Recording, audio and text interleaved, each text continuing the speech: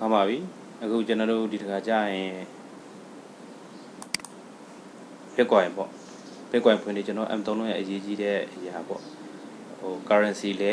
ငွေကြေးပေါ့အဲ့ဒီ Bitcoin ဖွင့်တဲ့ဒီကိုကျွန်တော်ပြောပြပေးပါမယ်အဲ့တော့ခုနကချိန်မှပြကျွန်တော်ခုန Gmail ဖွင့်တဲ့ဥစ္စာလေးကိုတင်ပေးပြီးအဲ့ Gmail ဖွင့်တဲ့ဥစ္စာတင်ပေးလိုက်ရင်ကျွန်တော် Gmail တို့ပြန်ဖွင့်ထားလိုက်ပေါ့နော်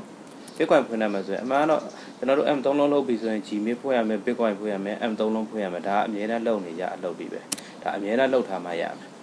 အဲ့ဒါမှကိုကဖွင့်လို့ရတယ်ပြုလို့ရတယ်အားလုံးအဆင်ပြေမှာပေါ့နော်ကျွန်တော်အခု Gmail ဖွင့်လိုက်ပါပြီဒါ M3 လုံးနဲ့ Bitcoin ဖွင့်ဖို့အတွက်ပေါ့နော်ဒါ Gmail တည်တံ့တစ်ခုကျွန်တော်လုပ်ထားတာပါဒီ Gmail လေးကို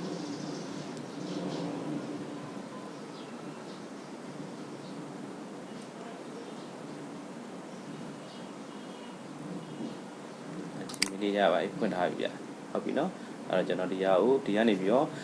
file တစ်ခုထပ်ပြီးတော့ခွဲထုတ်မယ်ပေါ့ new tab လေးတစ်ခုခွဲထုတ်မယ်ခွဲထုတ်ပြီးရဲ့အချိန်မှာကျွန်တော်Bitcoin အတွက်ကိုဖွင့်ပေးပါမယ်အဲ့တော့ဖုန်းသမားတွေကလည်းကျွန်တော်တို့အဲ့ Chrome ကနေပြီးတော့ဖုန်းသမားတွေကတော့ဒီတိုင်း Bitcoin ဟို software ကနေပြီးတော့ application ကနေပြီးဖွင့်လို့ရပါတယ်အဲ့တော့ကျွန်တော်တို့ဒီမဲ့ www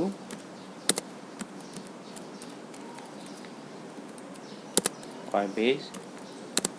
ကိုသွားပါမယ်ဒါလေးကိုဖွင့်လိုက်ပါဖုန်းသမားရောကျွန်တော်တို့ဒီကွန်ပျူတာသမားရောဒါလေးကိုရိုက်လိုက်ပါရိုက်လိုက်ပြီးရှာလိုက်ပါရပါတယ်ဒီမဲ့ဒီလိုလေးပေါ်လာလိမ့်မယ်နော်အဲဒီလိုလေးပေါ်လာတဲ့အချိန်မှာကျွန်တော်တို့ကဒီမဲ့ sign up ကိုနှိပ်လိုက်မယ်ဗျ sign up ကိုနှိပ်လိုက်ပါမယ်ဒီမဲ့အဲ့မဲ့ကျွန်တော်နာမည်ထက်ကိုဖြစ်နိုင်တာတော့ကိုနာမည်အမှန်ထည့်တာတော့အကောင်းဆုံးပေါ့နောက်တစ်ချိန်မှာကိုက Bitcoin နဲ့ဟိုငွေကြေးကိစ္စတွေရှင်းရမယ်အခါကျရင်ကျွန်တော် ID down လေးရဲ့အချိန်မှာကိုရဲ့နာမည်အရင်နဲ့မှတ်ပုံတင်နဲ့ပြပါဆိုရင်ဒါမျိုးတွေဖြစ်လာနိုင်ချေရှိလို့ကျွန်တော်နာမည်ရင်းနဲ့ဖွင့်စေချင်တာတချို့ကြလည်းနာမည်အရင်နဲ့မဖွင့်ဘူးဒါလည်းပြဿနာမရှိဘူးဒါပေမဲ့ကျွန်တော်တို့ကကြိုတင်ကာတဲ့အနေနဲ့ပေါ့နော်ဒီကငွေကြေးကိစ္စနဲ့လောက်ရတာဖြစ်တဲ့အတွက်တကယ်လို့ဒီ Bitcoin ရဲ့တနေ့တစ်ချိန်မှာပြဿနာတက်လာမယ်ဆိုရင်ဒီထက်ကငွေကြေးတွေအဆုံးရှုံးမှာဆိုလို့အတွက်ကိုယ့်ရဲ့နာမည်အရင်းနဲ့ဒီဟာကို Bitcoin ကိုဖွင့်စေချင်ပါတယ်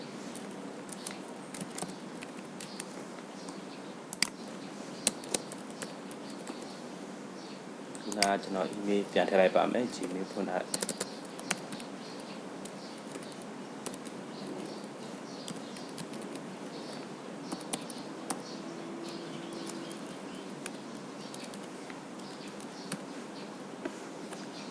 ရေးထည့်ပြီးသွားပါပြီဒါမှဒီမဲ့ password ပေးလို့ရတယ်ဒီမဲ့လည်း password ကြိုက်တာပေးလို့ရတယ်ပြဿနာမရှိဘူးခုနကနဲ့ Gmail ကနေပြီးတော့ password နဲ့တူတာနဲ့မလို့ဘူးအကုန်လုံးဘယ်လိုပေးလို့ရတယ်ဒီ password တွေကိုဆိုရင်ဘယ်ဟာပေးထားလဲဆိုတဲ့ဥစ္စာကိုတော့အပြင်မှာစာရွက်လေးတစ်ရွက်နဲ့သေချာမှတ်ထားဖို့တော့လိုတယ်ဗျဘာဖြစ်လို့လဲဆိုတော့တချို့ဟိုသူတွေကပေါ့နော်အလုပ်များတာလားဒါလားတော့မပြောတော့ကျွန်တော်အတွေ့အကြုံရဆိုရင်တော့ကို password တော့မှာကိုကမေးတတ်တယ်အဲ့တော့ကျွန်တော်လည်းမေးတတ်တာပါပဲအဲ့ဒီအတွက်ကိုရဲ့ password ကိုအကုန်လုံးပြန်ပြီးတော့အပြင်မှာသေချာမှတ်ထားပေးပါအခုနကျွန်တော် Gmail password နဲ့ဒီ password နဲ့တူလဲရတယ်မတူလဲရတယ်ဒါပေမဲ့မတူတာပိုကောင်းပါလေ Gmail ဖောက်လိုက်ပြီဆိုရင်ဒီဟိုက Coinbase ကိုဝင်ဖောက်လို့လွယ်တယ် Coinbase ကိုဝင်ဖောက်လို့မလွယ်အောင်လဲကျွန်တော်တို့က two step ခန်းကြီးခန်းလေးတွေပါဆက်ပြီးတော့ကျွန်တော်သင်ပြပေးပါမယ်ဒီမဲ့ဒီဟာလေးကိုဒီ Bitcoin ဖွင့်တဲ့အခါမှာ Bitcoin ဖွင့်တဲ့အခါမှာပေါ့ Bitcoin ဖွင့်တဲ့အခါမှာပြဿနာမရှိဘူးအဲ့ဒါဟိုကိုယ့်ရဲ့ password ကိုသေချာတာမှတ်ထားကျွန်တော်လည်းအပြင်မှာအခုပြန်မှတ်နေရတယ်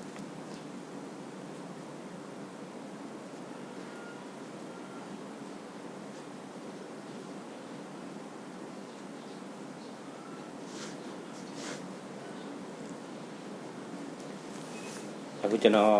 password ထည့်ပါမယ်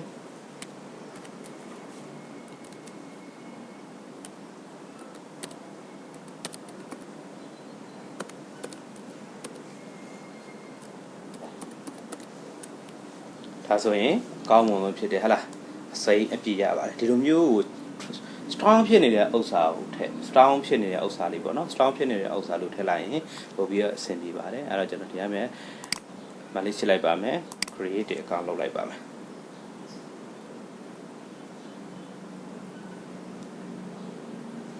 အဲ့ဒီခါမှာကျွန်တော်တို့ Gmail ရနေပြီးတော့ Gmail ကနေသွားပြီးတော့ verify လုပ်ခိုင်းလိုက်ဗျအဲ့ကြရင်ကျွန်တော်တို့အခုနကကျွန်တော် Gmail ဖွင့်ထားပါဆိုအဲ့ဒါကိုပြောတာကိုယ့်ရဲ့ Gmail တွေကိုပြန်ပြီးတော့ဒီဘက်တစ်ချက်သွားကြည့်လိုက်ပါဒါဆို Quanpay မှာ Gmail ဖွင့်ခိုင်းလာတာရတယ်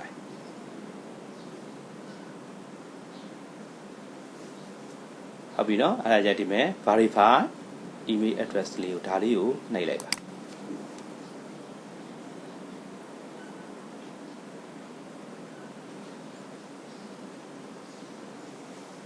ဒါဆိုရင်ကျွန်တော်တို့ဒါ Bitcoin ဖွင့်တဲ့အဆင့်ရောက်သွားပြီเนาะ Bitcoin ဖွင့်လို့ရတဲ့အဆင့်ဖြစ်သွားပြီပေါ့အဲ့တော့ဒီကကျွန်တော်တခုလေးကိုဒီကတခုလေးကိုဖြုတ်လိုက်ရပြီဒါဆိုဒီတခုလေးနဲ့တော့ဒီမှာ Coinbase ကိုပြန်ပြီးတော့ဒီ Coinbase လေးကိုနှိပ်လိုက်ဒါမူရင်းနေရာကိုရောက်ပေါ်တယ်အဲ့ဒီအချိန်မှာကျွန်တော်တို့ setting ပြန်ချမယ် setting ပြန်ချမယ်ဆိုတာဗာလဲဆိုတော့ဒီຢာတွေက MMK တွေကမြန်မာငွေတွေပုံစံဖြစ်နေတော့ကျွန်တော် USD ပြောင်းပါမယ်အဲ့ဒီအခါမှာကျွန်တော်တို့က setting နဲ့ဝင်ပါမယ် free funds ကိုဝင်လိုက်ပါမယ်ဒီမဲ့မြန်မာကျပ် MMK ဖြစ်လာဟဲ့လားမြန်မာကျပ်နဲ့ဒီဘက် B ကလေးတော့ထောက်လိုက်ပါပြီးအပေါ်ဆုံးမှာရှိရ USD ဒေါ်လာဒါ USD ဒေါ်လာလေးချိန်လိုက်ပြီးရင်ကျွန်တော်တို့ time zone ကိုကျွန်တော်တို့ချွေးပါမယ် time zone ကကျွန်တော်တို့ဟိုဟာနဲ့ Russia နဲ့ဒီဟာနဲ့ဆိုကျွန်တော်တို့ကplus 6နိုင်ခွဲပေါ့ကွာတယ်ဗျအဲ6နိုင်ခွဲဥစ္စာလေးလိုက်ကြည့်လိုက်ရ plus 6ခွဲဆိုဒီမှာခင်ဗျအရင်ကောเนาะဒီဟာလေးကိုနှိပ်လိုက်ပြီးရင်ဒါလေးကိုဆေးလိုက်ရပါပြီကဲဒါဆိုရင်ကျွန်တော်တို့ Bitcoin ဖွင့်တဲ့အဆင့်ကိုပြီးသွားပါပြီဟာလား Bitcoin ဖွင့်လို့ပြီးသွားတဲ့အချိန်မှာမိမိရဲ့ wallet address ကဘယ်ဟာလဲဆိုတဲ့ဥစ္စာကိုကျွန်တော်ပြပါမယ်မိမိရဲ့ကိုယ်ပိုင်အမှားတစ်စိတ်ကဒီမှာပါ wallet address ပါနာမည်ပါရှိပါတယ်မှ wallet address လေးပါဒါကကျွန်တော်တို့ရဲ့ wallet address လေးပဲဒီကဒါကျွန်တော်တို့ရဲ့အမှတ်အသားပေါ့နော်အဲ့တော့အခုနောက်တစ်ခါကျွန်တော်ပြောချင်တာတော့ဖုန်းသမားတွေပေါ့ဖုန်းသမားတွေအခါကျရင်ကျွန်တော်တို့က Coinbase ကိုဒီလိုလေးပြန်ထွက်လိုက်ပြီဆိုရင်ဒီဘက်ထောက်လေးပါဗျအဲ့မဲ့ကျွန်တော်တို့ခုနကုတ်ပုံစံလေးရှိတယ်အဲ့ကုတ်ပုံစံလေးနှိပ်လိုက်ရင်ကိုဒီ wallet address လေးကိုထွက်ပါတယ်အဲ့ဟိုဖုန်းသမားတွေကိုကြတော့ကျွန်တော်ဓာတ်ပုံလေးနဲ့ပုံလေးနဲ့ကျွန်တော်ပြောပြပေးပါမယ်တင်ပေးထားပါမယ်အဲ့ဒီကနေပြီးတော့ကျွန်တော်ဘယ်လိုဆက်သွားမလဲဆိုရင်ကျွန်တော်တို့ဒီရာကို two step ခံနေပေါ့Coinbase ကို two step ခံနေကိုကျွန်တော်ထပ်ပြီးတော့တင်ပြပေးပါမယ်ကျွန်တော် setting ကိုသွားပါမယ်ပြီးရင် security ရှိရခင်ဗျ security ရှိရအဲ့မဲ့ verify phone ထည့်လိုက်ပါ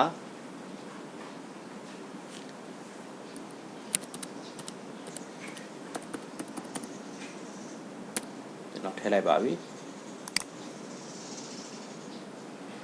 အဲ့မဲ့ပြီးရင်ကျွန်တော်တို့က send SMS လေးကိုနှိပ်လိုက်ပါ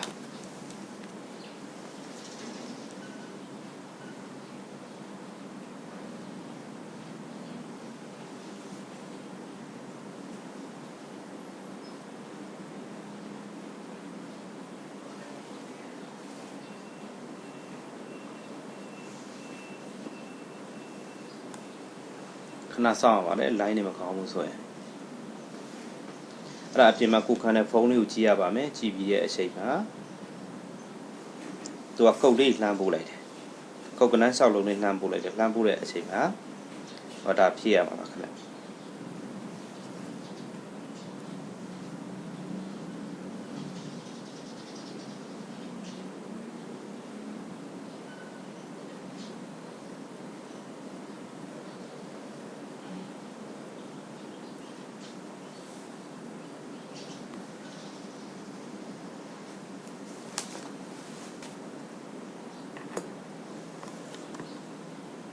ထပ်လိုက်လိုက်ပါမယ်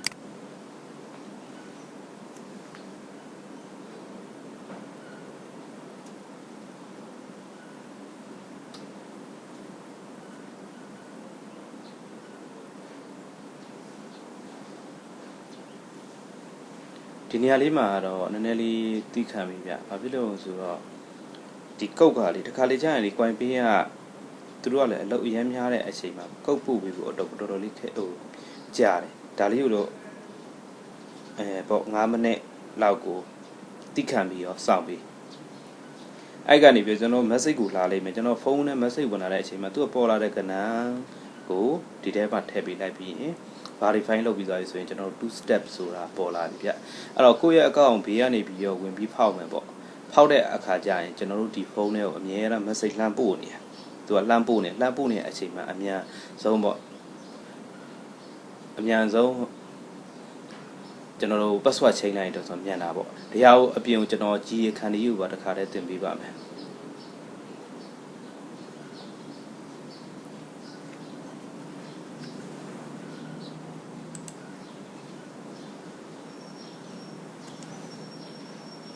ခဏလေးစောင့်နေပြီပါကျွန်တော်အခုချိန်นี้ကျွန်တော်ချိန်မှာကုန်မဝင်သေးဘူး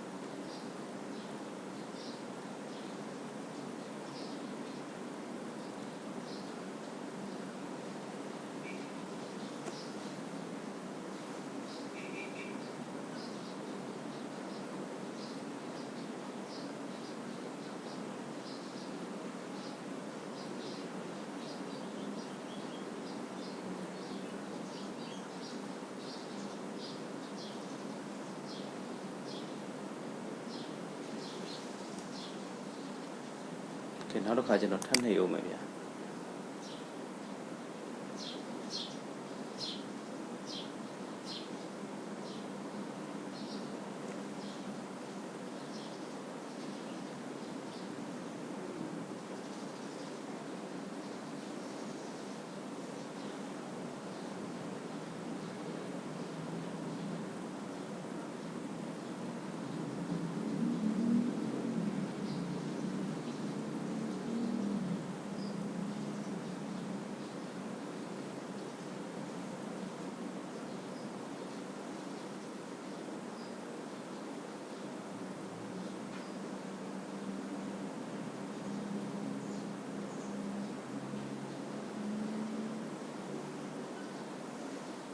ရောက်သေးဘူးဗျကျွန်တော်တော့ခက်ပြီကျွန်တော် cancel ပြန်လုပ်မယ်ဗျာပြန်လုပ်ပြီးတော့လုပ်ကြည့်မယ်ကြိုးစားကြည့်မယ်ကျွန်တော် verify ဖုန်းသွားမယ်နော်လုပ်ပြီးသွားပြီ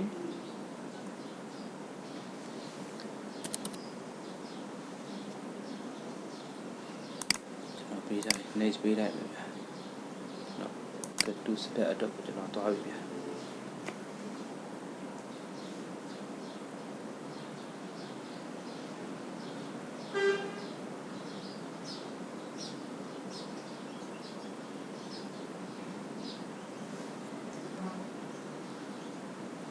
အဲ့ဒီမှာပဲကျွန်တော်တို့ဖုန်းမှန်ပေါ့နော်အမေကဏ္ဍလေးပေးလိုက်မယ် message လေးပို့ပေးလိုက်မယ်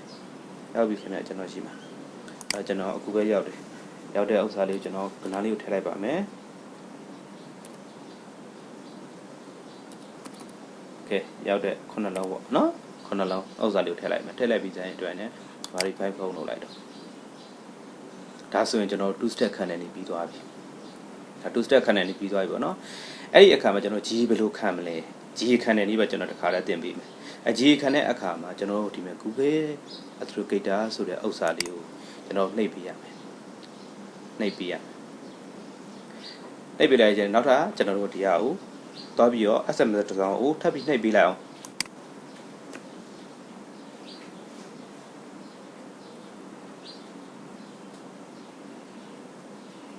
ထပ်ပို့ပါပြီ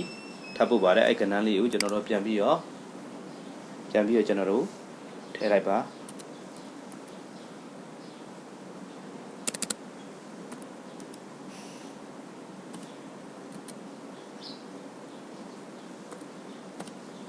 ဒါလေးထည့်ပြီး verify ပြန်လုပ်လိုက်ပါ ရပြီနော်အဲ့တော့ဒီအချိန်မှာဒီဟာလေးကိုကျွန်တော်တို့မှတ်ထားဒီကုတ်လေးကိုမှတ်ထားဒီကုတ်လေးပေါ့ဒီကုတ်လေးကအရေးကြီးဆုံးပါဒီကုတ်လေးကိုယူလိုက်ပါပြီးရင်ကျွန်တော်တို့ copy လေးယူပြီးကျွန်တော်အဖြစ်နေရာမှာတစ်ခုလေးနဲ့မှတ်ထားလိုက်ပေါ့